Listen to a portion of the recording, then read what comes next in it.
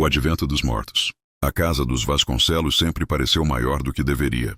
Era um daqueles casarões antigos herdados de gerações anteriores, de pé desde tempos em que o bairro ainda era apenas uma colônia silenciosa cercada por pinheiros.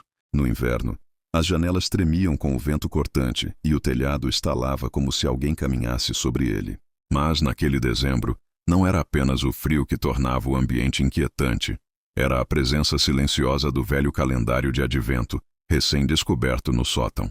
Foi Helena, a filha mais velha, que o encontrou. Tinha 32 anos. Era historiadora e passava mais tempo entre papéis empoeirados do que em conversas com a família. Ela estava à procura de caixas de enfeites de Natal quando o viu. Um retângulo de madeira escura, envernizada, com 24 janelinhas numeradas em delicados algarismos dourados. O objeto era pesado, com a madeira marcada pelo tempo e um aroma leve de verniz e mofo. "Mãe, olha isso", disse descendo os degraus apressadamente. Luciana, a matriarca, aproximou-se com curiosidade. Seus olhos se arregalaram ao reconhecer o objeto. "Esse calendário, eu não vejo desde criança", murmurou. "Pertencia ao seu bisavô.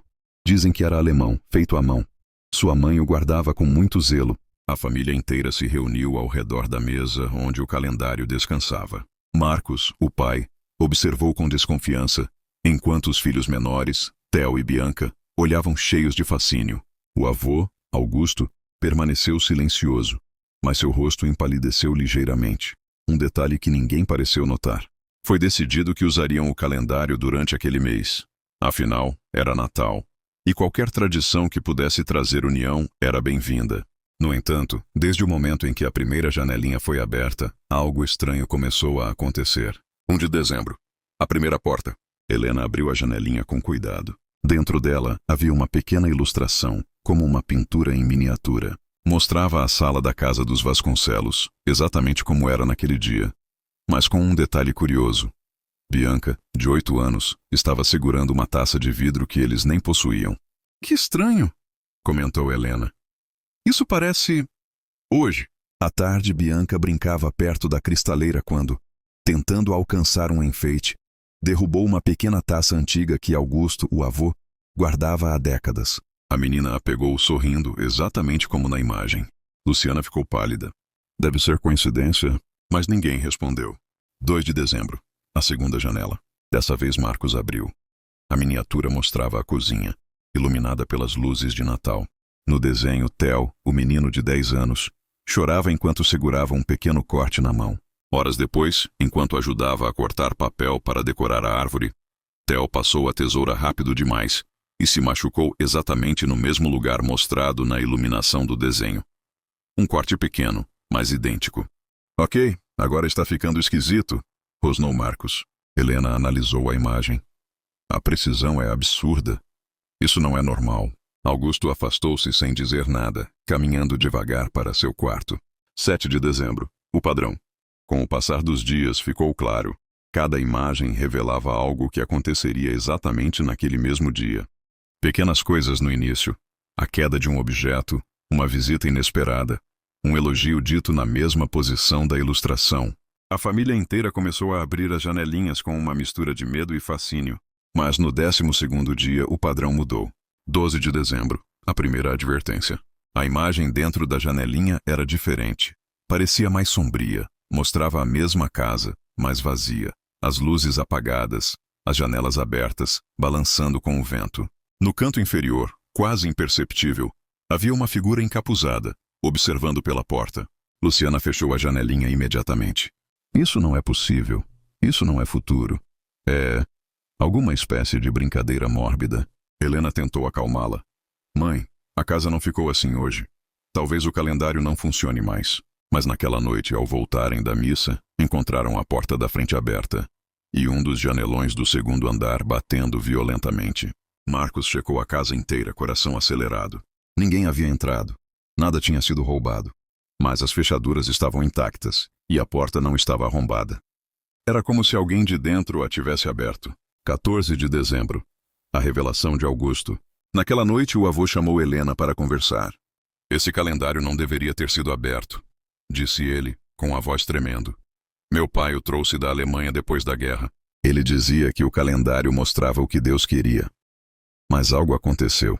Em 1953, 3 mortes na família. 3 portas finais do calendário mostraram tudo antes. Helena Gallo, você está dizendo que as últimas portas revelam mortes? O velho respirou fundo. Revelam o inevitável. 15 de dezembro. O futuro começa a mudar. As últimas ilustrações começaram a mostrar cenas que ainda não haviam acontecido.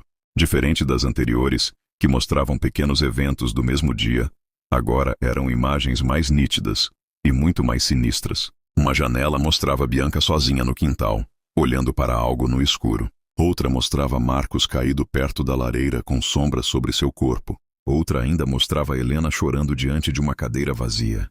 Cada dia revelava algo pior. E então chegou o dia 18. 18 de dezembro, a primeira morte anunciada. A imagem mostrava Augusto, o avô, perto da árvore de Natal, olhando diretamente para o artista, como se olhasse para quem abrisse a porta. Seu rosto estava pálido, e atrás dele havia a sombra de uma figura encapuzada segurando uma vela apagada. Luciana chorou. Pai, isso é alguma pegadinha? Por favor, diga que é. Mas Augusto apenas levantou a mão trêmula. Eu sabia que um dia isso voltaria. Naquela noite, Augusto não apareceu para jantar. Encontraram-no sentado na poltrona de seu quarto, sem vida, o corpo frio, os olhos abertos. A vela apagada estava aos seus pés. Assim como na imagem. 19 a 21 de dezembro. O desespero. A família entrou em colapso. Marcos queria queimar o calendário imediatamente, mas a madeira não pegava fogo. Helena tentou serrar. O metal da serra se partiu. Luciana tentou enterrá-lo no quintal. Horas depois, ele reapareceu sobre a mesa da sala. O objeto parecia indestrutível. Cada nova janela mostrava acontecimentos mais próximos e mais específicos. As figuras escureciam, os tons tornavam-se mais sombrios. À medida que o Natal se aproximava, as mortes pareciam inevitáveis. No dia 21, a imagem mostrava um relógio antigo marcando exatamente meia-noite de 24 de dezembro. E 3 sombras perto da árvore. Luciana desmaiou ao ver. Eles vão morrer, repetia em desespero. Meus filhos, meus filhos. 22 de dezembro, a verdade do calendário. Helena decidiu estudar o objeto. Encontrou inscrições na parte de trás, quase apagadas. Adventum Mortis. Revela o destino daqueles que habitam esta casa. As portas abrem o passado, o presente e o que está por vir. Nada pode ser alterado. Mas uma parte estava arriscada, como se alguém tivesse tentado apagá-la com fúria. Com esforço, Helena conseguiu ler. Se uma morte for negada, outra tomará seu lugar. O ar desapareceu de seus pulmões. A família inteira estava marcada. 23 de dezembro, a penúltima porta. As mãos de Helena tremiam quando ela abriu a porta no 23. A imagem mostrava a ceia de Natal preparada, a mesa arrumada, as velas acesas, mas os pratos estavam vazios, e todas as cadeiras estavam tombadas no chão. Ao fundo, uma porta aberta dava para o quintal coberto de neve. Algo, ou alguém, parecia ter sido arrastado para fora. Luciana começou a rezar. Marcos passou a noite inteira vigiando portas e janelas. Mas nada aconteceu. Parecia que o calendário estava apenas esperando. 24 de dezembro, a porta final. À meia-noite, a família se reuniu na sala. Eles decidiram. Abririam a última janela juntos. Talvez ao ver pudessem impedir. Helena tocou a madeira gelada. Seus dedos doíam. Theo e Bianca choravam abraçados. Lucas se posicionou ao lado da esposa, tentando parecer forte. E então a janelinha número 24 se abriu. Dentro dela não havia pintura. Havia um espelho minúsculo, e a família inteira se viu refletida nele. Mas atrás deles havia a figura encapuzada, segurando uma vela apagada, igual à imagem da morte do avô. A vela acendeu sozinha, e a pequena chama refletida brilhou num tom vermelho profundo. Nesse instante, todas as luzes da casa se apagaram. Um estrondo soou no andar de cima. Depois outro, e outro. A casa parecia respirar. Marcos gritou para todos correrem. Mas, quando tentaram abrir a porta da sala, ela estava trancada, por dentro e por fora. A sombra apareceu na escada, alta, torcida, caminhando como se seus ossos estalassem a cada passo. Theo gritou. Bianca caiu no chão, paralisada. Helena tentou quebrar o calendário, mas ele não deixava as mãos dela se soltarem.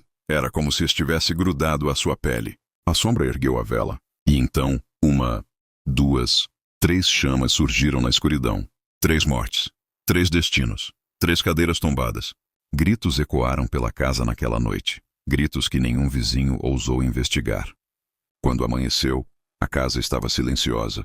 A polícia encontrou a mesa posta para o jantar, as velas apagadas, as cadeiras tombadas exatamente como na imagem da porta 23. E sobre a mesa, intacto, o calendário de advento estava fechado novamente.